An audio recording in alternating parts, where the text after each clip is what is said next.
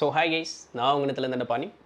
So நம்ம வந்து breaking the habit of being yourself. So doctor Joe Dispenza எழுதின அந்த நூல் அப்படி பார்த்துட்டே வந்துருக்கோம். முந்தின பதிவுகள் பார்க்கலன்னா கீழே டிஸ்கிரிப்ஷன் லிங்க் இருக்குது. அண்ட் புக் வேணும்னாலுமே அதுக்குண்டான பர்ச்சேஸ் லிங்க் கீழே இருக்குது. அண்ட் இந்த வீடியோ பிடிச்சிருந்தாலும் லைக் பண்ணிடுங்க. டன்.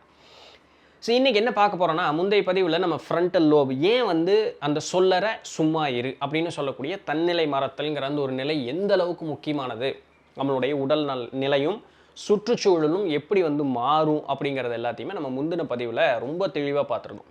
இப்போ இன்றைக்கி பார்க்கும்பொழுது அதை இன்னும் அதிகமாக டீட்டெயில்டாக நம்ம பார்க்க போகிறோம். நம்மளுடைய மூளையை வந்து 3 பதிவுகளாக பிரித்து ஒன்று என்ன வேலை செய்யுது அப்படிங்கிறதையும் தெரிஞ்சுக்கிட்டு, இந்த நான் இன்னும் பெட்டராக நான் யோசிக்கும் பொழுது பழைய ஞாபகங்களை பிடிச்சிட்டே நான் இல்லாமல் அந்த சூழலை மாற்றுவதற்கு நான் முயற்சி செஞ்சு அந்த சூழலை மாற்றுவதற்கு முற்படும் பொழுது என்னுடைய வாழ்வும் என்னுடைய உடல் நலம் என்னுடைய சுற்றுச்சூழல் முதல் கொண்டு எப்படி முழுமையாக மாறுது அப்படிங்கிறது எல்லாத்தையுமே நம்ம இன்றைக்கி பார்க்க போகிறோம். அண்ட் எஸ், ஆப்வியஸ்லி இதை கேட்டு அப்படியே புத்தகத்தை மூடி வச்சுட்டு போகிறதில்ல, பயிற்சி பண்ணி பார்க்க போகிறோம். சரி தானுங்களே? ஓகே. நம்ம பெரியவங்க நமக்கு என்ன சொல்லி கொடுத்துருக்காங்க சின்ன வயசுலேருந்து? என்ன ஒரு காரியம் செய்தாலுமே சிந்தித்து செயல்படு அப்படின்னு சொல்லியிருக்காங்க இல்லைங்களா?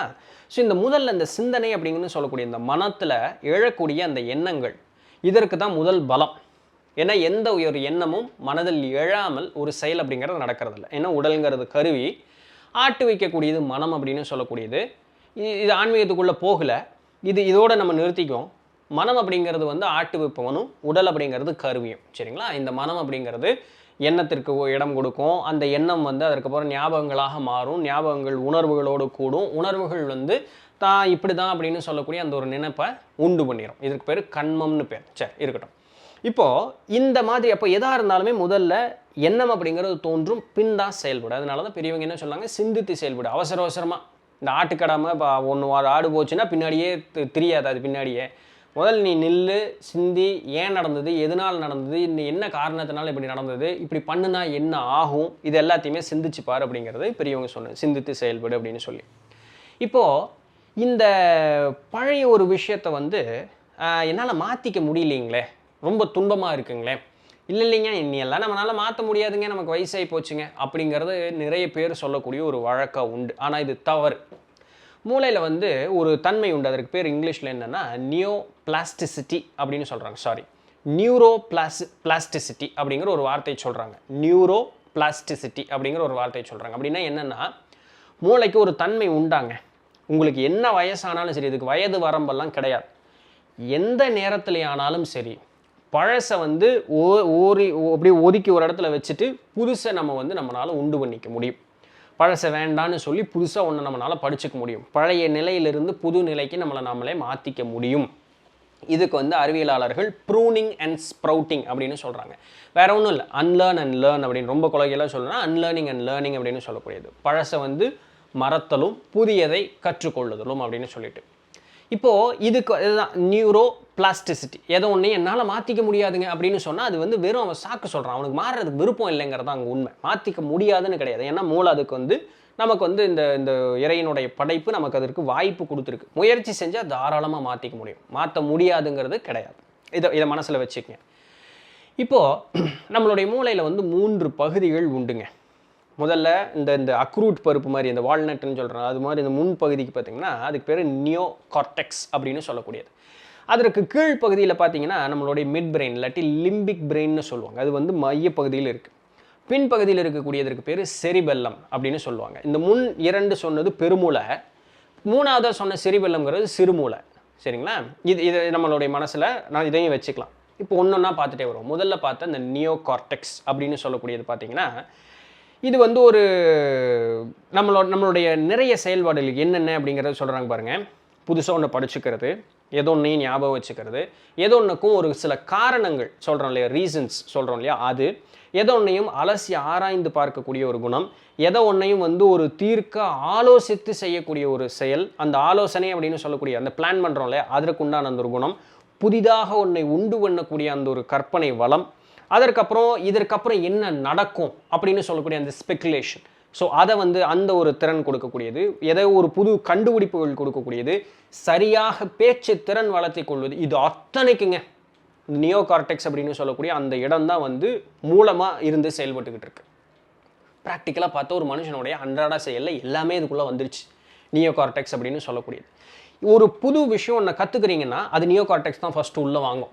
உள்ளே வாங்கி அது என்ன பண்ணும், அங்கே இருக்கக்கூடிய அந்த நியூரான்ஸ், நம்மளுடைய தேவர்கள்னு சொல்கிறாங்க இல்லையா, அதுதான் நியூரான்ஸ், வேறு ஒன்றும் இல்லை. இந்த இறை ஆணையிட்டது தேவர்கள் காரியத்தை செய்தார்கள்னு சொல்கிறாங்க இல்லையா. சரி, நம்ம ரொம்ப அதற்கெல்லாம் போக வேண்டாம், இந்த சப்ஜெக்ட்டுக்குள்ளே இருப்போம். இப்போது இந்த நியூரான்ஸுக்குள்ளே அது என்ன சிக்னல் அனுப்பும் அப்படின்னு சொன்னால், டே இங்கே வர அவன் புதுசாக ஒன்று கற்றுக்கிட்டான்டா, எல்லாம் வாங்கடா ஒட்டுக்கா வாங்கடா அப்படின்னு சொல்லிட்டு எல்லா புதுசாக வந்தாலும் நியூரான்ஸுக்கு ஒரு சிக்னல் அனுப்பும். இந்த நியூரான் சிக்னல் அனுப்பினோடனே என்ன பண்ணும், அந்த நியூரான்ஸ் எல்லாம் பரப்பரன்னு வேலை செஞ்சு எல்லாம் கொண்டு போய் சேர்த்து அப்படின்னு சொல்லி எல்லாத்தையும் சேர்த்து வைக்கும். இதை சேர்த்து இதற்குன்னு உண்டான மாதிரி ஒரு நியூரல் நெட்வொர்க் அந்த இடத்துல உண்டு பண்ணி அதை ரெடி பண்ணி வச்சுக்கும். இவன் நாளைக்கு அதை கேட்பான், இவன் புதுசாக கற்று வச்சிருக்கான், நாளைக்கு இது என்னன்னு கேட்பான், எல்லாத்தையும் எடுத்து அவனுக்கு கொண்டு போய் கொடுக்குறீங்க அப்படின்னு சொல்லி அந்த நியோ கார்டெக்ஸ் சொல்லி நியூரான்ஸ் ஓகே ஏசமா அப்படின்னு சொல்லி எல்லாத்தையும் இது பண்ணி ஒரு நியூரல் நெட்வொர்க் ஒன்று உண்டு பண்ணி வைக்கும். இதுதான் நியோ கார்டெக்ஸ்னுடைய ஒரு முக்கியமான ஒரு வேலை. டக்குன்னு இந்த ஃபோனில் மல்டி டாஸ்கிங் இருக்குது பார்த்துங்க. இப்படி கீழே இருந்து ஸ்வைப் பண்ண இதுக்கு முன்னாடி எல்லாம் என்னென்னலாம் பார்த்தோமோ அதெல்லாம் வருது இல்லையா, டக்குன்னு நேராக அதுக்கு போயிடலாம். அது மாதிரி ஒரு நியூரல் நெட்வொர்க் உண்டு பண்ணி வச்சுருக்கோம். நம்ம சிந்திச்சோன்னா டடார் அப்படின்னு ஒன்று வரும். 4 நாள் முன்னாடி அந்த படம் ஒன்று பார்த்தோம்ல, என்ன படம், அந்த படம்ல அந்த சீனு வருதா, ஏன்னா அது ஒன்று வச்சிருக்கோம். டே அவன் ஒன்று புதுசாக ஒன்று பார்த்துருக்காண்டா, ஒன்று நாளைக்கு கேட்பாண்டா, எடுத்து வச்சிடுறா அப்படின்னு, ஓகே பாஸ் அப்படின்னு ஒரு நியூரல் நெட்வொர்க் உண்டு பண்ணி வச்சிரும். அப்போ இந்த நியோ கார்டெக்ஸுக்கு ஒரு மோட்டோ இருக்குன்னு வச்சுங்களேன், ஒரு மோட்டோ அதுக்கு இருந்ததுன்னா அது என்ன பண்ணும், அறிவு அப்படிங்கிறது மனதிற்கு உண்டானது அப்படிங்கிறது அது எடுத்து வச்சு எல்லாத்தையும் எடுத்து ஸ்டோர் பண்ணி வைக்கிறது அதனுடைய வேலை. நாலேஜ் இஸ் பவர் அப்படின்னு சொல்கிறோம் இல்லையா, இது அதனுடைய வேலை. அடுத்தது இது கீழே இருக்கக்கூடிய லிம்பிக் சிஸ்டம், மிட் பிரெயின்னு சொல்லக்கூடிய அந்த லிம்பிக் சிஸ்டம், இது என்ன பண்ணுன்னா முழுக்க ரசாயன மாறுதலை வைத்து செயல்படக்கூடியது. இப்போ இந்த நியோ கார்டெக்ஸ் என்ன பண்ணுச்சா, எல்லா ஒரு நியூரல் நெட்வொர்க் உண்டு பண்ணி வச்சிருச்சா. இப்போ இந்த நியூரல் நெட்வொர்க் உண்டு பண்ணி சும்மா வச்சிருக்கு. இப்போ அதை நம்ம செயல்படுத்தக்கூடிய ஒரு சூழல் வருதுன்னு வச்சுக்குவோம். இப்போ இந்த செயல்படும் பொழுது உடல் தானே செயல்படும். இப்போ வரைக்கும் அது மனசுக்குள்ளே தான் இருக்குது, மண்டைக்குள்ளே இருக்குது, ஒரு ஸ்டோரேஜ் மாதிரி அந்த இடத்துல இருக்குது. இப்போ அது வரும்பொழுது உடல் வந்து ரசாயன மாறுதல்கள்னால தான் வேலை செஞ்சுக்கிட்டு இருக்குது. இப்போ தான் இந்த லிம்பிக் சிஸ்டம் வேலை செய்ய வருது. என்ன பண்ணுறான், அதை வேறு திருப்பி யோசிச்சுட்டான்டா, வேறு செயல்பட போகிறான்டா, அதை எடுத்து வெளியே விடு அப்படின்னோன்னா அந்த நியூரல் நெட்வொர்க் வேலை செய்ய ஆரம்பிக்கும். அந்த கற்றுக்கொண்ட அந்த ஒரு அறிவுக்கு ஏற்றாறு போல் ஒரு கெமிக்கலை வந்து செக்ரேட் பண்ணும். எது செக்ரேட் பண்ணும், லிம்பிக் சிஸ்டம் செக்ரேட் பண்ணி உடம்பு பூரா அது உணர்வாக மாற்றி, அனுபவங்கள் உணர்வுகள் அதெல்லாம் என்னது, அதுக்கு விளக்கமெல்லாம் ஒன்றும் இல்லை. உங்கள் நம்மளுடைய உடம்புக்குள்ளே நடக்கக்கூடிய ரசாயன மாறுதல்கள் வேறு ஒன்றும் இல்லை. அந்த ரசாயனத்தை கட் பண்ணிட்டீங்கன்னா யாருக்கு எந்த உணர்வும் நடக்காது, எந்த ஒரு மாறுதலும் அவனுக்கு ஏற்படாது. ஸோ எல்லாமே வெறும் ரசாயன மாறுதல்கள் தான். உணர்வுகள் அனுபவங்கள் அப்படின்னு சொல்லக்கூடியது எல்லாமே வெறும் ரசாயன மாறுதல்கள் தான். இப்போது இந்த நியூரல் நெட்வொர்க்கு என்ன பண்ணுது, டக்குன்னு இந்த லிம்பிக் சிஸ்டம் எடுத்துக்கொண்டே இவன் கற்று வச்சு ஒன்று இது பண்ணுறான் கொண்டாத அப்படின்னு சொல்லி அதுக்கு ஏற்ற மாதிரி ஒரு கெமிக்கல் ஒன்று செக்ரேட் பண்ணும். கெமிக்கலுக்கு பேர் என்னென்னா, அது பேர் பெப்டைட்ஸ் அப்படின்னு சொல்லுவாங்க. அது செக்ரேட் பண்ணி உடம்பு பூரா அனுப்பிச்சுட்ரும். போ எல்லாம் போங்க, அவன் என்னென்னலாம் பண்ணணுமோ பண்ணிட்டு போ அப்படின்னு பூரா உடம்போலாம் அனுப்பிச்சுட்ரும். அப்போ அந்த அறிவை வச்சு நம்ம ஒரு புது செயல் செய்வோம். அதுதான் வந்து we are inventing, we are கிரியேட்டிங்னெல்லாம் சொல்கிறோம் பார்த்தீங்களா. அந்த அறிவு அங்கே இருக்குது. இப்போ அந்த அறிவை செயல்படுவதற்கு லிம்பிக் சிஸ்டம் வேலை செய்து ஒரு கெமிக்கலை செக்ரேட் பண்ணிடுச்சு உடம்பு பூரா. இது வந்து உங்களுடைய உணர்வுகளாக சேரும், உங்களுடைய எண்ணங்களாக, இமோஷன்ஸ், சரிங்களா, இது எல்லாமே வந்து எல்லாம் சேர்ந்து உங்களுக்கு அனுபவங்களாக கூட வரும். இப்படி தான் நம்மளுடைய செயல் அப்படிங்கிறது ஒன்று நடக்குது. அனுபவங்களை உணர்வு பூர்வமாக உணர்வது அப்படிங்கிற இந்த கெமிக்கல் ரியாக்ஷன்ஸ் வச்சு தான் நம்ம எல்லாம் உணர்ந்துக்கிட்டு இருக்கோம். ஸோ இந்த லிம்பிக் சிஸ்டம்க்கு ஒரு மோட்டோ இருக்குது அப்படின்னு வச்சுக்கங்களேன். அனுபவம் அப்படிங்கிறது உடலை சார்ந்தது. முன்னாடி வந்து நியோ கார்டெக்ஸுக்கு என்ன சொன்னோம், அனுபவங்கள் அப்படிங்கிறது மனதை சார்ந்ததுன்னு. இங்கே லிம்பிக் சிஸ்டம் என்ன சொன்னால் அனுபவங்கள் உடலை சார்ந்தது அப்படின்ட்டு. இப்போ இது ரெண்டும் பெருமூளைக்குள்ளே நடக்கிற வேலை. இப்போ நம்ம சிறுமூளைக்கு வருவோம். இந்த செரிபெல்லம் அப்படின்னு சொல்லக்கூடியது பார்த்தோம்னா என்ன பண்ணுன்னா, வண்டி ஓட்டுறோம். இது நிறைய பெண்களுக்கு இந்த அனுபவம் இருக்குமான்னு தெரியல, நான் பையங்கிறனால எனக்கு இந்த எக்ஸாம்பிள் கொஞ்சம் ஈஸி. வண்டி ஓட்டுறோம் இல்லையா, இந்த கீர் வண்டி ஓட்டுறோம் இல்லையா, இந்த கீர் வண்டி ஓட்டும் பொழுது அவன் கிளச்சு பிடிக்கணும், இந்த கீரு மாற்றணும். வண்டி இவ்வளோ தூரம் போச்சுன்னா இதுக்கு அப்புறம் 10 கிலோமீட்டர் 20 கிலோமீட்டருக்குள்ளே ஸ்பீடோமீட்டர் வந்ததுன்னா 2வது கீரு, அப்புறம் ஒரு 35 வந்தால் 3வது கீரு, 40 வந்தால் 3வது கீரு, 40 தான்னா இதெல்லாம் அவன் யோசிக்கணும்னு அவசியமே கிடையாது. அது வாட்டுக்கு வேலை செஞ்சுக்கிட்டு இருக்கும். தடக்குன்னு அது வாட்டுக்கு வேலை செஞ்சுக்கிட்டே இருக்கும். அங்கே அவன் சிந்திக்கணும்னு அவசியமே கிடையாது. இங்கே வந்தால் அப்படி போ, இங்கே வந்தால் அவன் அப்படியே யோசிச்சுக்கிட்டு இருப்பான், வளர்ப்பு எங்கே இப்படி போயிட்டு இருக்கு. ஆனால் வண்டி கரெக்டாக போயிட்டு இருக்கும். அவன் கிளச்சு மாற்றுறது, பிரேக் பிடிக்கிறது எல்லாமே கரெக்டாக போயிட்டு இருக்கும். புத்தி எங்கேயே இருக்கும், இது கரெக்டாக போய்கிட்டே இருக்கும். இந்த ஒரு ஐடி கம்பெனிக்காரங்களுக்குன்னு ஒரு ஜோக் போட்டாங்க தெரியுமா, வீட்டுக்கு வந்துட்டு கார்டு இப்படி பண்ணிட்டு என்னடா கதவு திறக்க மாட்டேங்குது, நான் அப்போ தான் உனக்கு ஒரு செகண்ட், டேய் நான் வீட்டில் இருக்கிறேன்னா அப்படின்னு சொல்லி அப்புறம் சாவியை போட்டு கதவை திறந்துட்டு உள்ள போவான். ஏன் அவன் காலையிலேருந்து காடை ஸ்வைப் பண்ணியே கதவை திறந்து பழகிட்டான். அப்போது என்னென்னா இது வந்து ஆட்டோமேட்டிக் ரெஸ்பான்ஸ். நீங்கள் சிந்திக்கணும்லாம் அவசியம் கிடையாது. உடம்பு தானாக வேலை செஞ்சுக்கிட்டு இருக்கும். நம்ம டக்குன்னு ஒரு பாஸ்வேர்டு அடிக்கும்போது பாஸ்வேர்டை நீங்கள் சிந்திக்கணும்னு அவசியம் கிடையாது. கடன் வேலை அது பாட்டுக்கு செய்யும். இந்த சண்டை போடுறவங்களுக்கு நல்லா அந்த போர் பயிற்சி எடுத்திருப்பாங்க இல்லையா, அவங்க வந்து இப்படி ஒருத்தன் அடிக்க வரும்பொழுது நான் இப்படி தடுக்கணுமா இல்லை இப்படி தடுக்கணுமா அதெல்லாம் அவன் யோசிக்கும். கட்டால்னு அப்படி உடம்பு வேலை செய்யும், பட்டால்னு அப்படி உடம்பு வேலை செய்யும். ஏன்னா அவன் சிந்திக்கணும்னு அவசியம் கிடையாது. உடம்பு வந்து அந்த மசில் மெமரி அப்படி அது தன்னிச்சையாக அந்த உடம்பு வேலை செஞ்சுக்கிட்டே இருக்கும். அதுக்கு அவன் எதுக்குமே அவன் சிந்திக்கணும்னு அவசியமே கிடையாது. ஒரு குழந்தை அழுகுதுன்னு வச்சுக்கோங்களேன், ஒரு குழந்தை அழுகுதுன்னு வச்சுக்கோங்களேன், ஒரு சத்தம் கேட்டோன்னே இந்த குழந்தை யார் குழந்தைங்கிறது ஃபஸ்ட்டு அந்த அம்மாவனுடைய மைண்டு ஜட்ஜ் பண்ணிடும். யார் குழந்தையா இருந்தாலும் அந்த அம்மா எனக்கு பொறுக்காது. அந்த அம்மானால் அந்த ஒரு இது பெண்களுக்கு உண்டான ஒரு தனித்துவமானது. எல்லாரும் ஒரு குழந்தை அழுகுதுன்னா ஓடுவாங்க, இதை உதவன. அந்த தாயினுடைய மனோநிலை மாற்றம் அடைவது ஒரு ஆணுக்கு அந்த அளவுக்கு இதாக ஆகாது. அந்த படப்படன்னு ஆயிடுவாங்க அவங்க ஒரு செகண்ட். இப்போ அதே நேரத்தில் ஒரு குழந்தைக்கு அதை பண்ணணும், இதை பண்ணணும், வீட்டுக்காரருக்கு அதை பண்ணணும், இது பண்ணணும், இது அவங்க பெருசாக சிந்திக்கணும் மெனக்கணும் இல்லை. கைப்பாட்டுக்கு அப்படியே போய்கிட்டே இருங்க. அம்மா சொல்லுவாங்க அடிக்கடி, கண் பார்க்க கை வேலை செய்யணும் அப்படிம்பாங்க. அங்கே சிந்தனைக்கெல்லாம் வேலை இல்லை, கடன்னு வேலை செஞ்சுட்டே இருக்கும்.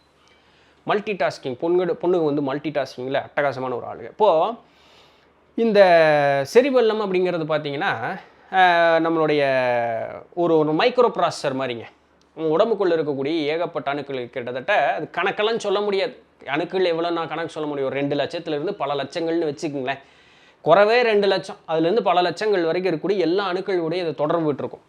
அப்போது இது வந்து முழுக்க தன்னிச்சையாக செயல்படக்கூடிய நான் டிக்ளரேட்டிவ் மெமரிஸ்னால் இது செய்யணும்னு சொல்லணும்னு அவசியம் இல்லை, உடம்பு தானாக செய்யும்.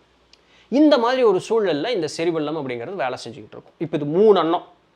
நியோகார்டெக்ஸ், சரிங்களா, அது வந்து அறிவு சேர்க்கைக்கு. அடுத்தது லிம்பிக் சிஸ்டம்னு சொல்லக்கூடியது சேர்ந்த அறிவை உடலால் செயல்படுத்தி வைப்பதற்குண்டான ஒரு கெமிக்கல் ரியாக்ஷன் உண்டு பண்ணக்கூடிய ஒரு இடம், ரசாயன மாறுதல். 3வது செரிபெல்லம்னு சொல்லக்கூடியது நீ ஒரு ரசாயன மாறுதலும் வேண்டாம், ஒரு சிந்தனையும் வேண்டாம், ஒன்றும் இல்லை நான் பார்த்துக்கிறேன் அப்படின்னு தன்னிச்சையாக வேலை செய்ய வைக்கக்கூடியது இந்த சிறுமூளைன்னு சொல்லக்கூடிய செரிபெல்லம்ங்கிறது. இப்போ இது 3 ஒரு மனுஷனை அன்றாட வாழ்வில் செயல்பட வச்சுக்கிட்டு இருக்கு. இப்போது உங்களுடைய வாழ்க்கையில் உங்களுக்கு யாரோ ஒருத்தர் பிடிக்கல, ஆனால் அவங்க வந்து நம்மளுடைய உறவு, வேறு வழியெல்லாம் அவங்க கூட சேர்ந்து தான் நம்மளுடைய வாழ்க்கையை வாழ்ந்துகிட்டு இருக்கணும். பிடிக்கல, அன்றைக்கி ஒரு நாளில் உங்களுக்கு எதர்ச்சி இது பண்ண மாதிரி நம்ம வீடியோவை பார்த்தீங்கன்னு வச்சுக்கோ. ஏதோ ஒரு நல்ல புத்தகம் படிக்கிறீங்க, அந்த புத்தகத்திலே ஒரு செய்தியை கேட்குறீங்க, ஏதோ ஒன்று, அதில் வந்து நல்ல ஒரு செய்தி, நீ வந்து எந்த மாதிரி இருக்கணும், பிறருக்கு தன்னலம் கருதாது, பிறருக்கு நல்ல உதவி செய்யணும், இந்த மாதிரி நல்ல இதெல்லாம் சொல்கிறாங்க. அது உங்களுக்கு பயங்கரமான ஒரு மாற்றம். அப்போ அந்த மாற்றத்தை வந்து உங்கள் கூட வேலை செய்கிற நாட்கள் கூட அன்றைக்கி நீங்கள் இம்ப்ளிமெண்ட்டும் பண்ணி பார்க்குறீங்க, நல்ல ஒரு ரெஸ்பான்ஸ், உங்களுக்கு எல்லோரும் பாராட்டுறாங்க, உங்களுக்கு ஒரு இதாக இருக்குது, நல்லா இருக்குது, மனதும் வந்து ஒரு மாதிரி இலகுவாக இருக்குது, சூப்பரான ஒரு இதாக இருக்குது. அப்போ அடடா நல்லா இருக்கே அப்படின்னு சொல்லிவிட்டு அந்த ஒரு மகிழ்ச்சியான ஒரு உணர்வோடு நீங்கள் எப்படி வீட்டுக்கு வர்றீங்க, ஒரு ஃபோன் வருது, நம்ம இந்த குறிப்பிட்ட ஒரு உறவுக்காரங்களை வந்து நம்ம போய் பார்க்க போகிறோம் அப்படின்னு சொல்லி உங்களுக்கு ஒரு ஃபோன் வருது. இப்போ இந்த குறிப்பிட்ட உறவுக்காரர்கள் என்றைக்கோ எதிரெலி காலத்தில் உங்களை ஏதோ ஒரு வகையில் காயப்படுத்திட்டாங்க. இவ்வளவு நாளும் நீங்கள் அந்த காயத்தை சுமந்துக்கிட்டே இருக்கீங்க. அவங்கள பார்க்கும்போதெல்லாம் ஒரே வெறுப்பாக இருக்குது, கட்டுப்பாக இருக்குது, என்னென்னமோ ஒரு ரெஸ்பான்ஸ் உங்கள்ட்ட பயங்கரமாக அது இருக்குது. இப்போ என்ன பண்ணுறீங்க, அந்த காரை ஒரு செகண்ட் அப்படி ஓரம் கட்டிடுறீங்க, போய் யாரை பார்க்கணுமா அப்படின்னு ஒரு சிந்தனை. கூடவே இன்னொரு சிந்தனை, இது நிறைய பேர் அந்த 2வது சிந்தனை நிறைய பேர் சிந்திக்கிறது இல்லை, ஆனால் சிந்திக்கணும். சிந்திச்சிங்கன்னு வச்சுங்களேன், என்ன சிந்தனை, காலையிலேருந்து நம்ம இந்த நூல் படித்தோமே, அந்த நூலில் இந்த ஒரு செய்தி பார்த்தோமே, இதை இம்ப்ளிமெண்ட்டும் பண்ணி பார்த்தோமே, நல்லா இருந்தது, ஏன் இதை வந்து நம்மளுடைய அந்த காயப்படுத்தின உறவுகிட்ட நம்ம இது பண்ணிக்க கூடாது, அவன் என்னமோ பண்ணிட்டான், அது பரவாயில்ல, அது வந்து நம்மளுடைய வந்து தாக்கம் ஏற்பட்டது தான், நம்மளும் இவ்வளோ நாள் கடுமையாகவே நடந்துக்கிட்டே இருக்கோம், நம்மளை கொஞ்சம் தான் மாற்றி பார்ப்போமே, அவன் எப்படி ரியாக்ட் பண்ணுறானோ அதை பற்றி எனக்கு கவலை இல்லை, நம்மளை நம்ம மாற்றி பார்ப்போமே அப்படின்னு ஒரு எண்ணம் உங்களுக்கு தோணுது. சரிங்களா, நீங்கள் அது சரி அப்படின்னு மனசு ஒரு மாதிரி இதாகுது. வீட்டுக்கும் போகிறீங்க, அன்னைக்கோ இல்லை அடுத்த நாளோ ஏதோ ஒரு நாள் நீங்கள் வந்து அந்த உறவை பார்க்கறதுக்கு போகிறீங்க. இவ்வளவு நாள் அவங்கள பார்த்தோன்னே வெறுன்னு இருந்த ஒரு மனமோ, அவங்க என்ன செஞ்சாலும் என்ன பேசினாலும் நீங்கள் வந்து கடுஞ்சொல்லாக நீங்கள் பேசக்கூடிய, குறை பேசக்கூடிய அந்த ஒரு மனோநிலை அப்படிங்கிறது வந்து உங்களுக்கு மேல் எழுந்தாலுமே அதை பேசாமல் பரவாயில்ல அது இருக்கட்டும், நம்ம வந்து நல்லபடியாக அவங்கள்ட்ட இது பண்ணுவோம் அப்படின்னு சொல்லி உங்களுடைய எண்ணத்தை வந்து நீங்கள் மாற்றிக்கொள்வதற்கு முற்பட்டு மாற்றவும் செய்கிறீங்க. அப்போது அந்த ஒரு முயற்சி நீங்கள் எடுக்கும் பொழுது அவங்ககிட்ட இருந்து நல்ல ரெஸ்பான்ஸ் கிடைச்சாலும் கிடைக்கலைனாலும் அதை பற்றி உங்களுக்கு எந்த கவலையும் கிடையாது. நீங்கள் நல்லவங்களா மாறினே அவங்க அப்படி நடந்துக்கலையே அதை பற்றியெல்லாம் உங்களுக்கு கவலையே கிடையாது. நான் நல்ல முறையில் நான் என்னை மாற்றிக்கிறேன் அப்படின்னு சொல்லி நீங்கள் அதற்குண்டான முயற்சி அப்படிங்கிறத அந்த இடத்துல எடுக்கிறீங்க. எடுக்கும் பொழுது என்ன ஆகுதுன்னா, இவ்வளவு நாள் உங்களுடைய கனத்த ஒரு நெஞ்சோட அந்த பார்க்கும் பொழுதெல்லாம் அப்படி எல்லாம் ஒரு மாதிரி ஆகும், நமக்கு விறுவிறுன்னு இப்படியே இருக்கும், வந்துட்ட சூடாகும் அப்படியே. அந்த சூழல் உங்களுக்கு அதுக்கு மேலே அனுபவப்படுறதே இல்லை. நீங்கள் ஒரு இதமாக இருக்கீங்க, அங்கே என்ன ரெஸ்பான்ஸ் வந்தாலும் அதை பற்றி உங்களுக்கு கவலை இல்லை. அதுலேயும் நல்லா பாசிட்டிவான ரெஸ்பான்ஸ்லாம் வந்துருச்சுன்னு வச்சுங்களேன், நீங்கள் ஒரு 2 இன்ச்சு தரையை விட்டு மேலேயே போயிடுவீங்கன்னு பாருங்கள். ஸோ அந்த ஒரு மாற்றம் வந்து உடல் உங்களுக்கே ஒரு மாதிரி வித்தியாசமாக இருக்கே. எதுக்குடா இவ்வளோ நாள் டென்ஷனாக சுற்றிட்டு இருந்தேன், கரகத்தை இத்தனை நாள் இப்படி பண்ணிட்டேனே, பேசாமல் சிரிச்சுட்டு போயிருந்துருக்கலாமே, சரி பரவாயில்ல விடு, அதனால நம்ம ஆள் தானே அப்படின்னு போயிருந்துருக்கலாமே, நல்ல அனுபவமாக இருக்கே அப்படின்ட்டு. இப்போ என்னாச்சுன்னா, இந்த வெறுன்னு இருக்கும் பொழுது உங்களுடைய உடல் மாறி உங்களுடைய எண்ணமும் உடலும் வந்து ஒரு துன்பத்திற்கு உண்டாகி அது உங்களை என்றைக்காவது ஒரு நாள் நோய் கூட கொண்டு வந்து விட்டுறலாம். இதெல்லாம் மாறி போச்சு. இப்போ நீங்கள் இதமாக இருக்கிறீங்க, உங்களை அறியாமல் இவ்வளவு நாள் துன்பப்படுத்தின இந்த உடல் அப்படியே உங்களுக்கு ஒரு மாதிரி இலகுவாக இருக்கிற மாதிரி உணர ஆரம்பிக்கிறீங்க. இந்த உணர்வை எல்லா இடத்துலையும் எல்லா நேரத்திலும் எல்லா ஆட்கள்கிட்டையும் கொண்டு வந்து நிறுத்திங்கன்னா உங்களுடைய வாழ்க்கை எப்படி இருக்கும்னு நீங்கள் சிந்திச்சு பாருங்களேன். யாரோ நான் திருப்ப அதான் சொல்லி அவங்க என்ன வேணாலும் ரெஸ்பான்ஸ் கொடுத்துட்டு போட்டோம், நீங்கள் நல்லவங்களாக இருங்க, அன்பு உங்ககிட்ட இருந்து வெளிப்பட்டால் போதும். அந்த நிலையில் இருந்து அப்போ இந்த இடத்துல சுயநலம் அப்படிங்கிறது அந்த இடத்துல இல்லை. ஒரு வகையான சுயநலம் தான், நான் நல்லபடியாக ரியாக்ட் பண்ணுறேன், எனக்கு அது நல்லது தானே, அந்த சுயநலம் இருந்துட்டு போகலாமே, ஒன்றும் பிரச்சனை இல்லையே இல்லை. ஸோ இந்த மாதிரி ஒரு சூழல் வரும் பொழுது என்ன ஆகுதுன்னா, நம்மளுடைய முழுமையான உடல் நலம் மனோநலம் எல்லாமே மாறிடுது. இந்த ஒரு தன்மைக்கு யார் ஒரு தன்னை பழக்கப்படுத்தி கொள்கிறார்களோ அவர்கள் தங்களுடைய எதிர்காலத்தை தன் கைக்குள்ளே கொண்டவர்கள். நீங்கள் நினச்சது எல்லாமே நடக்குங்க, உங்களுக்கு பிடிச்ச மாதிரியெல்லாம் உங்களுடைய வாழ்க்கையை மாறுங்க. நான் இப்படி இருக்கணும்னு நீங்கள் நினச்சிருப்பீங்க இல்லையா, அந்த இடத்துக்கு உங்களால் எளிமையில் போய் அடைய முடியுங்க. இது மேஜிக் கிடையாது. ஏன்னா எண்ணம் தான் எல்லாமே நம்ம இவ்வளோ நேரம் பார்த்துட்டு இருக்கோம். எண்ணத்தை பொறுத்து தான் அத்தனை நடக்குதுன்னு நம்ம பார்த்துட்டு இருக்கோம். உடல் செயல்படுவது அப்படிங்கிறது. அப்போ எண்ணம் சரியாக இருந்தால் அதுக்கேற்ற மாதிரி தான் உடல் செயல்படும். இது ரெண்டும் சேர்ந்தால் தான் நம்மளுடைய வாழ்க்கையும் சூழலும். அப்போது இது ரெண்டையும் சரி பண்ணிட்டோம்னா வாழ்க்கையின் சூழல் என்ன ஆக போகுது, ஆட்டோமேட்டிக்காக சரியாக போகுது, அவ்வளோதானே. ஸோ இதுதான் இதில் இருக்கக்கூடிய முக்கியமான ட்ரிக்ஸ். இதனால தான் பெரியவங்க என்ன சொன்னாங்க, சிந்திச்சு செயல்படு, பொறுமையாக செயல்படு, பரவாயில்ல மன்னிக்கக்கூடிய அந்த ஒரு மனோநிலையை வளர்த்திக்கோ, மன்னிப்பது தான் இருக்கிறதுலையே சிறந்த ஒரு விஷயம். அதனால தான் என்ன சொல்லுவாங்க, இறைவன் மன்னிக்க பழகியவன் அப்படின்னு சொல்லி. அவர் பழகணும்னு அவசியம் கிடையாது, இறைவன் மன்னிக்கக்கூடிய குணம் கொண்டவன். சரிங்களா. மறத்தலும் மன்னித்தலும் மனிதனுக்கு இருந்தே ஆகணும். அதுக்கு ரெண்டுமே இறைக்கு தேவையில்லை. ஆனால் இருந்தாலுமே சாமிகிட்ட மன்னிப்பு கேட்க, சரி போ, அது ஏன்னா அது ஒன்றும் பிரச்சனை இல்லை, அவன் மாறிட்டான், அது ஒன்றும் பிரச்சனை இல்லை. இந்த மாற்றத்தை நம்மகிட்ட நம்ம ஏற்படுத்தி கொள்ளும் பொழுது நம்மளுடைய வாழ்க்கையே மாறப்போகுது. இது வெறுமென மோட்டிவேஷன் ஸ்பீச்சுன்னு மட்டும் எடுத்துக்காதீங்க. ஏன்னா நான் இவ்வளோ நாளும் உடலுக்குள்ளே நடக்கக்கூடிய ரசாயன மாறுதலை பற்றி தான் பேசியிருக்கேன். நீங்கள் ஆர்வமாக எதிர்பார்த்த சயின்ஸு தான் பேசியிருக்கீங்க, வேறு ஒன்றும் பேசலை. ஆனால் நம்மளுடைய கலாச்சாரத்தவர்கள் இப்படியெல்லாம் சொல்லாமல் நமக்கு வந்து இப்படி இரு நல்லாயிருக்கும் அப்படின்னு சொல்லிட்டு போயிருக்காங்க. இன்றைக்கே ஒரு நாள் இதெல்லாம் அறிவியலாக சொல்லியிருப்பாங்களா என்னவோ. இன்றைக்கி அப்படி ஆசிரியர்கள் நமக்கு இல்லை, நோட்கள் இருக்கான்னு தெரியல. கடைசிக்கு ஒரு வெள்ளைக்காரராக நமக்கு கொடுக்குறாரு, அதை நம்ம கலாச்சாரத்தோட பொருத்தி பார்க்குறதுக்காக நமக்கு அறிவு இருக்கு, அது வரைக்கும் சந்தோஷம் தானே, என்னங்கிறீங்க. ஸோ முயற்சி செய்து பாருங்கள். இதுபோல் இன்னும் நிறைய சுவாரஸ்யமான தகவல்லாம் இருக்குது. ஒரு சில தியானங்களை பற்றியெல்லாம் வந்து ஒரு டாக்டர் ஜோ டிஸ்பென்சா சொல்ல ஆரம்பிக்கிறாருங்க. அதெல்லாம் நம்ம அடுத்தடுத்து வரக்கூடிய தலைப்புகளில் அப்படி பார்த்துட்டே வரப்போகிறோம். நல்ல ஒரு அருமையான ஒரு நூல்ங்க, சரிங்களா, breaking the habit of being yourself. So அப்படியே ஒவ்வொன்றா பார்த்துட்டே வரலாம். என்ன மாறுதல்களை உண்டு பண்ணுவதற்கு தயாராகும், நம்மளுடைய வாழ்க்கையும் சூழலையும் நம் கைக்குள் எடுத்து நல்லபடியாக நம்மளுடைய வாழ்க்கையும் சூழலையும் அமைத்து கொண்டு வாழ்வோம் அப்படின்னு சொல்லிட்டு இன்றைக்கு உண்டான பதிவை நம்ம முடிச்சுக்குவோம். ஸோ நாளைக்கு வேறு ஏதாவது ஒரு சுவாரஸ்யமான செய்தியில் சந்திப்போம். அதுவரையும் தொடர்ந்து இணைந்தீர்கள். நான் உங்கள் இடத்துல நன்றி.